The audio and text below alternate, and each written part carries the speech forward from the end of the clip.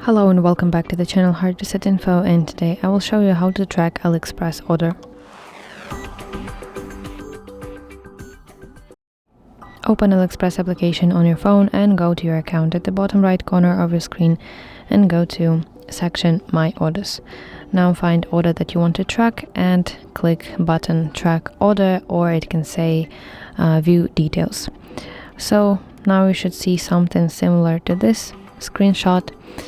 And here you can see at the tracking page, you can see your estimate delivery time, your carrier, your tracking number, and of course your shipping updates.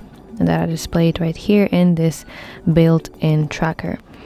But if, for example, you don't like this built-in tracker, you can copy your tracking number by tapping this icon and pasting it to universal tracker. For example, like AliExpress suggests me here that I use 17 tracker, or you can copy, or you can paste it to any other tracker. They all work according to similar principle.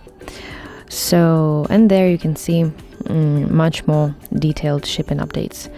So that's it. Thank you for watching, and if you find this video helpful, please like it and subscribe to our channel for more content like this.